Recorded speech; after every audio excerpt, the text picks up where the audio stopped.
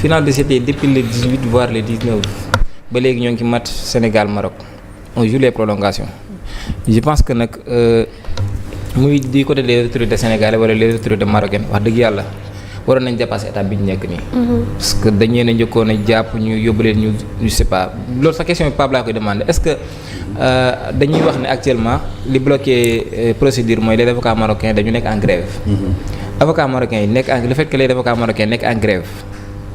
dafa mën a am incident direct ci li nga xam ne moom mooy jugement wala procès dafa amagul parce que nit ñi ba léegi xamaguñ ndax procès am na wala rendre décision rek moom moo ci des. parce que je pense que bu fekkoon rendre décision rek la est-ce que soxla nañ li nga xam ne moom mooy avocat marocain yi nekk en grève mën na ci am benn action boo xam ne dafay bloquer li nga xam ne mooy procédure. waaw gis nga dans cette histoire là. La vérité qu'il faut oser dire mooy. grève avocat yi c'est pas un prétexte pour justifier ñu bañ leen bàyyi wala justifier ñu bañ leen a àtte xam nga lu tax. benn liberté provisoire mooy loo xamante ni juge bi mën na ko décider d'office. lu mën nekk la. effectivement. sans pour autant que procureur demande ko sans pour autant que ñi ñuy àtte demande ko. La deuxième raison. Ils peuvent être jugés sans avocat sans ñi nga xamante parce que le problème mooy dans ce dossier là amul partie civile. amul plainte kenn portéwul plainte. amul partie civile. voilà léegi même bu avocat yi ñëwee. même bu grève bi jeexee avocat marocain yi dellu si ban impact lay am ci dossier bi. parce que les Sénégalais ñoom am nañ ay avocats sénégalais. te ils sont là-bas. effectivement donc je ne sais pas xanaa doo ma ne peut-être avocat sénégalais dañuy solidarité ak avocat marocain ba ñu ñëw assister booy. non maintenant puisque amul kenn ku porter plainte. avocat même bu grève bi jeexee avocat yi ban impact la ñu am ci dossier bi. ban rôle lañ ci joué. procureur mi ngi fa. waaw et puis beneen affaire bi mooy les avocats marocains grève illimitée lañ déclenché. si illimité donc léegi kañ lay jeex dañu ko ne di leen retenir nii ba kañ donc dossier bi amul partie civile amul plaignant. même bu grève bi jeexee avocats yi man gisuma benn rôle boo xam ne war nañ ko ci am donc mën nañ leen àtte noonu puisque am na ay avocats sénégalais yoo xamante ne ña nga fa. mën nañ leen assister. La deuxième chose mooy je ne sais pas droit marocain bi lan la ci wax mais bu dee fii Sénégal par exemple bu ñu lay toppee crime. lañ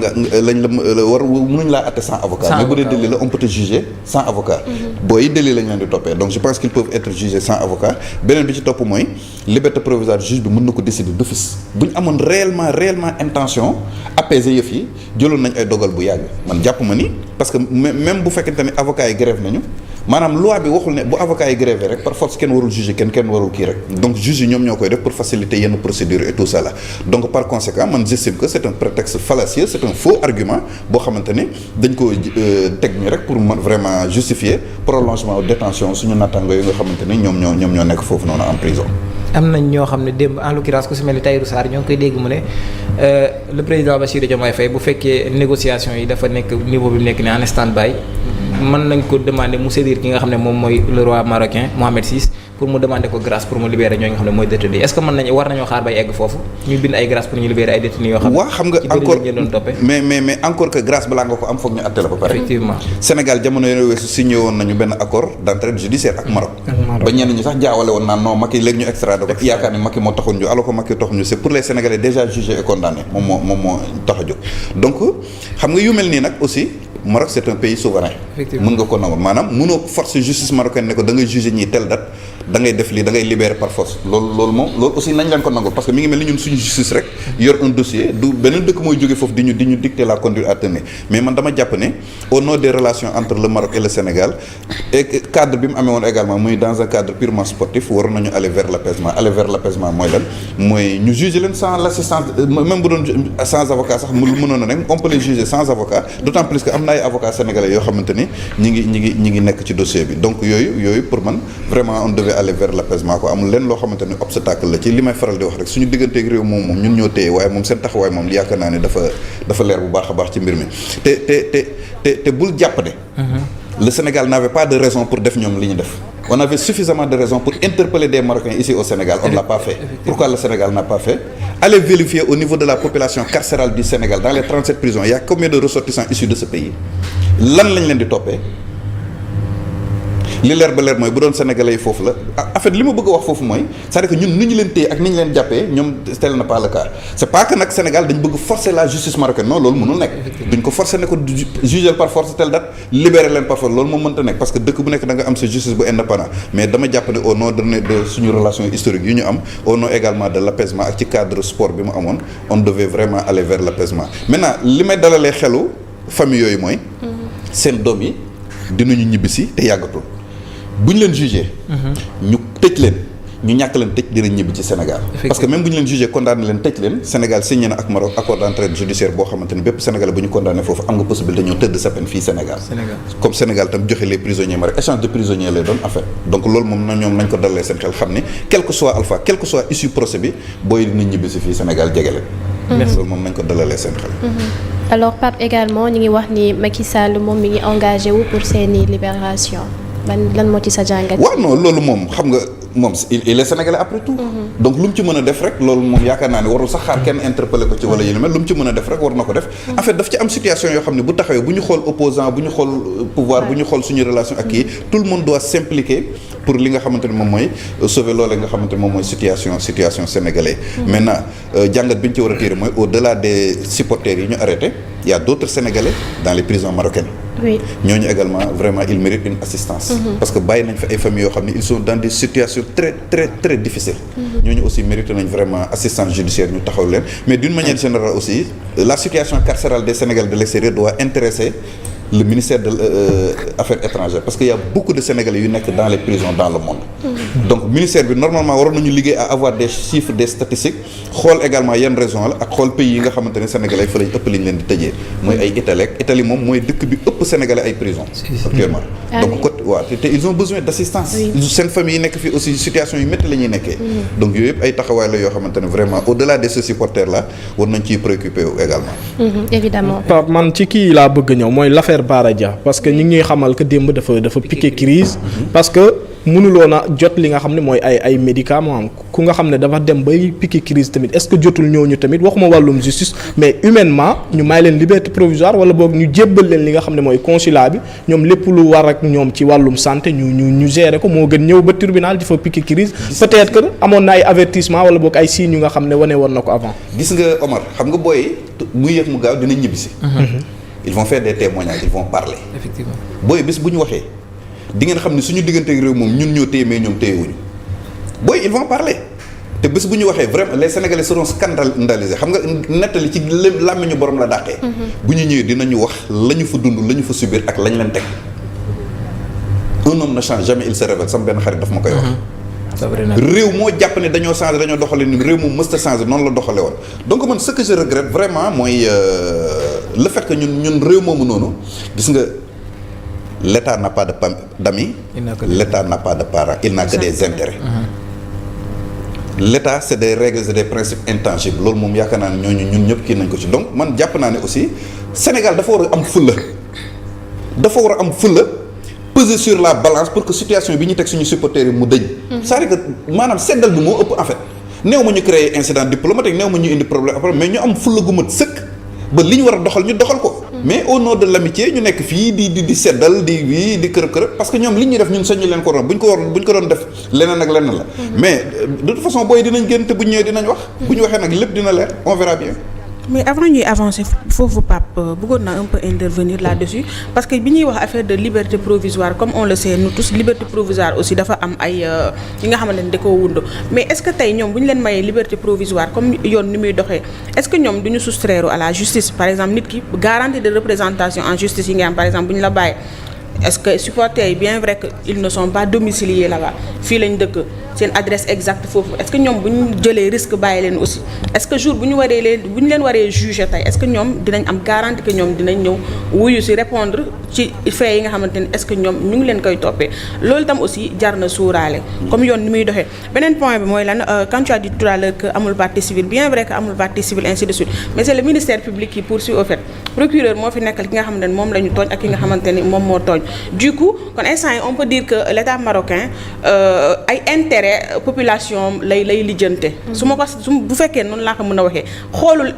intérêt sax ñi nga xamante ne mooy ñi ñuy topp par exemple mooy ñun les supporters sénégalais mais li muy gën a privilégié tey mooy ay intérêt dëkkam lan lañ ko yàqal ainsi de suite pour muy téye nit ñi en otage alors que ñëpp gis nañ ne loolu noonu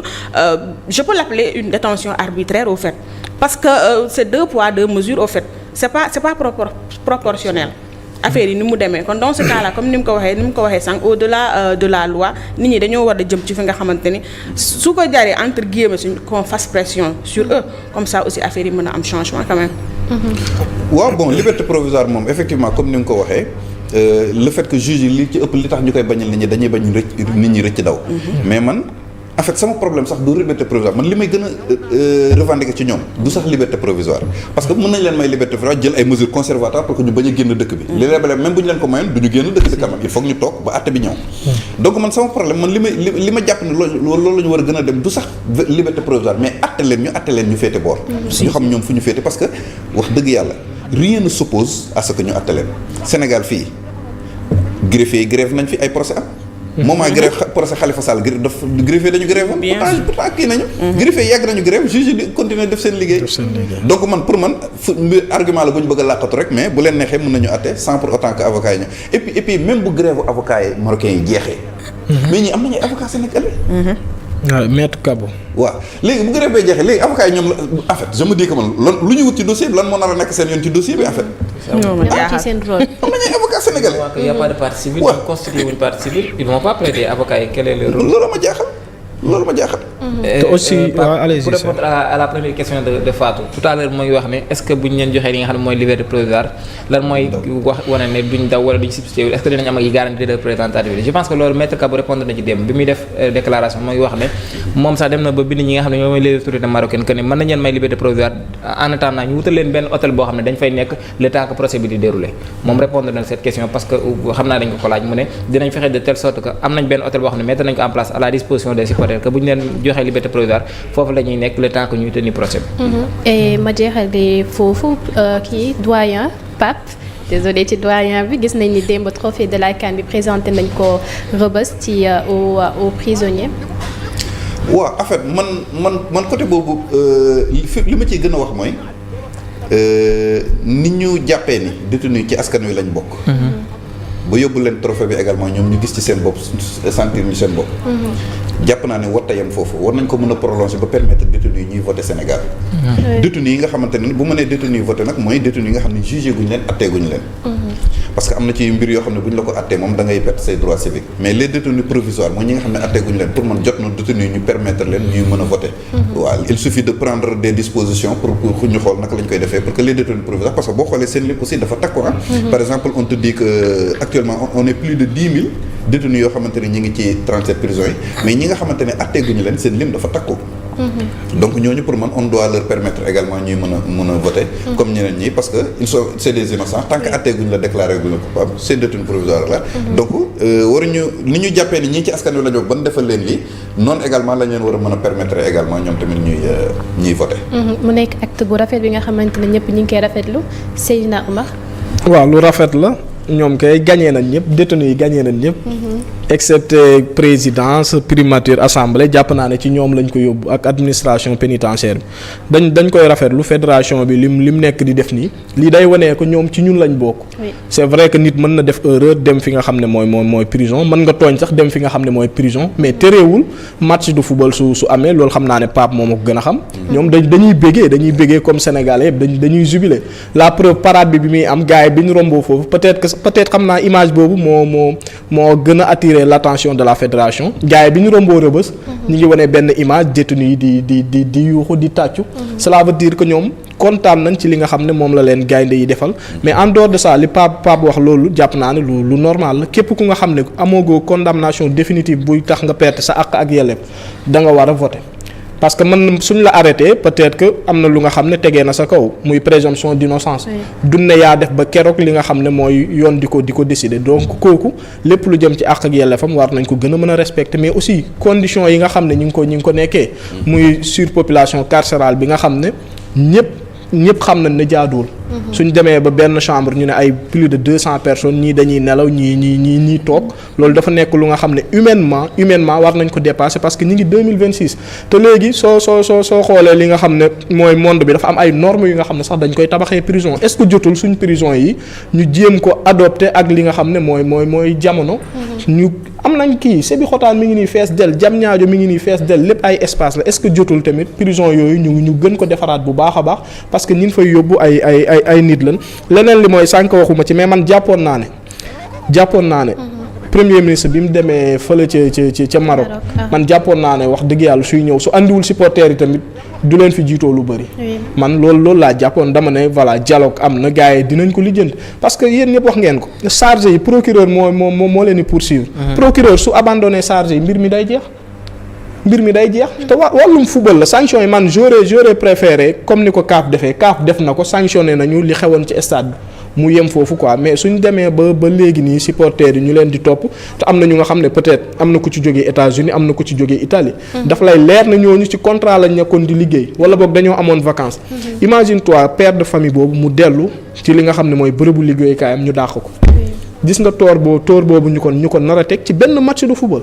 te football dafa war a boole ñun ñëpp loolu lañ xamoon mais malheureusement doo comprendre da ngay sentir que marocains yi am na luñ jàpp ba léegi bàyyeeguñ ko mais aussi peut-être benn volonté de voilà won seen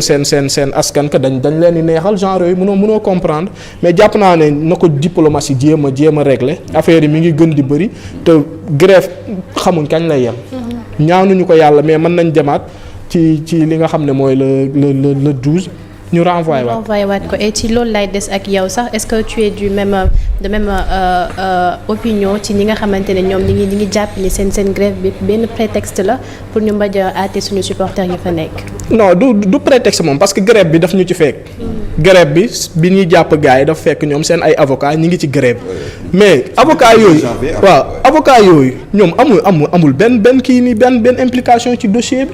procureur moom mooy ministère public mën na ñëw li mu war a wax mu def plaidoirie.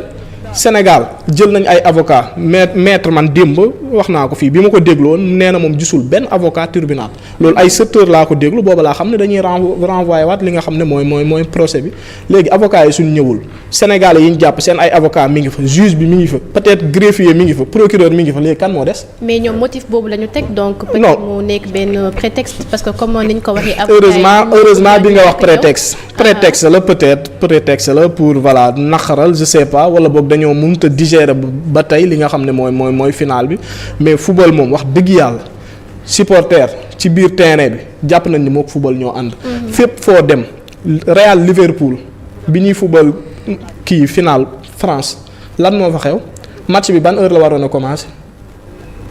presque 19 heures la waroon a commencer dem na ba ay 19h30 am na ay supporters yu Liverpool yi nga xam ne dañoo ñëwoon am problème ci wàllum billet yi. ay trafic amu fa gars yi nekk fa xeex dóorante mais loolu xoolal après sanction yi mënoon na nekk sax financièrement.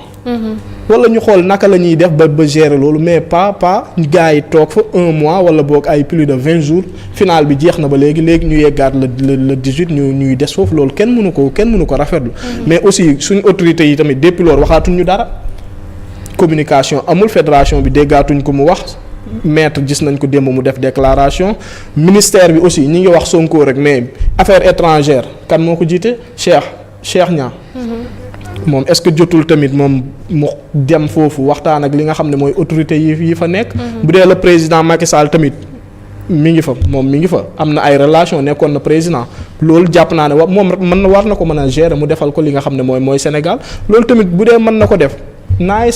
dañuy apprécier bu fi kenn wax nag ay Macky Sall ak opposition non lii mbiru sénégalais yi la te lépp lu ñu war a activer. pour sénégalais yooyu jógee ci li nga xam ne mooy les lieux de la détention nañ ko def. parce que mi ngi bëgg a yàgg. merci beaucoup professeur dafa am ni juste une question pour Omar est-ce que yaakaaroon na dans ce dossier-là on peut pas dire que la diplomatie sénégalaise dafa échouer parce que au-delà du consul le consulat qui est là-bas ak ki nga xam ne mooy ambassadeur yaa ngi soulever sànq le ministre des affaires étrangères Cheikh Niang mais au-delà du ministre des affaires étrangères le ministre de la justice le premier ministre le président de la république est-ce que yaakaaroon ne suñ ñi nga xam ne ñoom ñooy suñu njiit yi dañuy échouer diplomatiquement ci dossier bi parce que ça fait plus d'une vingtaine de jours que ñoo croupir en prison. noyal nañ moom. xaw ma dañoo échoué xaw ma mais wax dëgg yàlla dañoo nooyal ci dossier bi non loolu laa sentir mot de trop aussi. non dafa low nañu waxante dëgg. parce que Sénégal quand bu ñu waxee ñu naan la ay pays de la teranga. pays de c'est bien beau d'avoir une hospitalité la teranga qui est là mais parfois aussi il faut savoir taper sur la table pour montrer sa force pour dire non face à une injustice quand même. mais tu ne peux pas être là ngay topp ci nit ki. je ne t'aime pas bëgguma la toi aussi am na fi ngay toll fippalu nga ne ko man tam aussi bëgguma la j'ai des intérêts à défendre j'ai ma population ñoom man la ñu yaakaar may seen jiit maa leen war a aar comme tamitam waaw te xam nga am na fu ñuy toll moom il faut dire stop quoi. xam nga bu doon ay criminel wala ñu agressé rey nit kenn du leen plaindre kenn ay trafiquants de drogue parce que loolu am na kenn du ci wax parce que yaa dem dëkku jaambur nga def fa njooxum da ngay assumer mais lii football la woon sport lu war a mën a boolee ay nation ñu dem ba lii nii di ci am gars yi wax dëgg yàlla tamit man moom rafetlu ma ko quoi dafa am leneen lu muy niru vengeance mais bu doon ku rey nit wala ku def leneen keneen du ko plaider dañuy wax nañ courpir li nga xam ne mooy seen peine ñu des foofu leneen li nga xam ne Pape souligné na ko muy lu am solo muy coopération judiciaire bi nga xam ne peut-être Sénégal si ñëwoon na ko léegi nag premier élément yi mi ngi nii ñu xool coopération boobu fan lay mujjee parce que lii nii ñu def moom jàpp naa ne tamit avenir mi dinañu wax dara. beneen question bi mooy par rapport ak li nga xam ne moom mooy tournée bi nga xam ne gis nañ actuellement la fédération di ko def pour présenter trophée bi au Sénégalais est-ce que yaakaaroon ne c'est un peu contradictoire au moment où on présente le trophée au Sénégalais d'autres Sénégalais se croupissent dans les prisons marocaines juste pour que dañu demoon support est-ce que yaakaaroon fédération waroon na xaar ba ñu régler le problème des Sénégalais qui sont à l'extérieur ñu récupérer parce que c'est des supporters ils font partie du 12e Gaïndé lébu gi ak ñeneen ñu doo ko organiser benn journée nationale boo xam ne dañuy présenter trophée bi. xam nga Ablaye Fall ci boppam. présidence bi ñu fa demee muy parade bi loolu moom ñëpp ko rafetlu. mais bi ñu ci tegee 2 jours mu dem fële ca Bambey laa ne lim def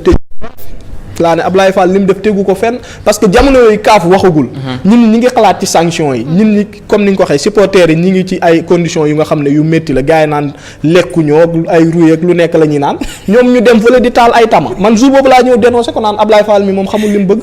parce que booba ñi ngi xaar sanctions yi naan Pape Thiaw lan lañ koy sanctionné gars yi guerre médiatique bi amoon France di influencer lu nekk ñoom ñu dem di tal leneen pendant que Sénégal brûle ñoom ñu ngi ci ay fecc pour ne pas dire Rome. waaw mais loolu Cheikh loolu dafa ñaaw parce que gis nga communication dafa am solo. te gars yi ñi leen di xelal des fois ci li ñu war a def. parce que loolu benn forme de communication la. mooy yéen seen ay préoccupations sama yoon nekku ci. trophée bi dina dem ci li nga xam ne mooy les 14 raisons wax nañ ko loolu lu rafet la mais timing bi. est-ce que jaroon na ko parce que lii dafa métti de yow imagine toi père de famille bu jógee fii dem muy lébu gi muy aller Casa fu ñu mënta bokk 18 supporters bu doon benn supporter la rek gars yi dañoo waroon a arrêter demal ci stade tubaab bi na benn supporter def malaise ci kaw dañuy arrêter match bi. dañuy arrêter match bi carrément dañoo respecter li nga xam ne mooy la dignité humaine mais léegi yow say supporter dem na ba am ku def crise ñun rafet na de trophée bi ñëpp lañ ko war a yóbbul parce que Sénégal lañ doon représenter mais timing bi moom wax dëgg yàlla biñ ko defee Diourbel laa ko njëkk a kaas te dama koy dénoncer waat dañoo waroon a bàyyi ba supporters yooyu génn ñu dem teeru leen ak li nga xam ne mooy trophée bi ba pare. effectivement ñoom la ñu waroon a njëkk a jox trophée bi après le président parce que ñoom tamit bokk nañ ci xare bi. mais bu mu yem kese ci jox leen li nga xam ne mooy trophée wax naa ko démb dama koy waxaat ñooñu dañ leen a war a indemniser. dañ leen a war a indemniser xaalis bi gars yi joxee nii ñoom it mérité nañ ko. parce que agent ministère yi nga xam ne ñi ngi fay nekk defuñ fa dara. waaw ay quelques formalités ñoom dañuy am ay frais de mission heure bu ñu génnee seen déplacement dañ koy am suñ ñëwee am ay prime de match ba pare bëgg amaat ci ay 75 millions ak ay 1000 mètres carrés. loolu tamit ñoom gënuñoo méritant ces supporters là. parce que seddaay bi nekkoon Maroc ñëpp wax nañ ko 12e Gaïndé gars yi dañuy simmeeku. laal seen i peinture mu métti trop Babacar bi nekk ci kër gi wax na ma ko mu métti trop mais ñooñu tamit il faut ñu xam ne dañoo bokk ci li nga xam ne mooy football. parce que stade des martyrs mi ngi fi gis nañ congolais yi liñ defoon Maroc def nañ le tout seen supporters yëpp ñu duy ko jàpp ne affaire bi noonu la ñun quelques supporters yi fa nekkoon ñoom it def nañ le tout ba jàppale li nga xam ne mooy suñu équipe bañ andi li nga xam ne mooy trophée bi ngalawaay nañ leen jàppale concentré wu ci ñoom. te noo nekk fii di mbumbaay bi moom jotagul. di fàttali ni également Baraja bi nga xamante ni moom moo defoon foofu malaise ak ñi ngi wax ni état de santé wam stable na léegi donc. pour dalal xel yi alhamdulilah alors Fatou ndax am na li nga ci bëgg a ajouter. Oui wax na ko léegi parce que man mi nga xamante ne je ne suis pas trop football. Je le dis wala trop sport.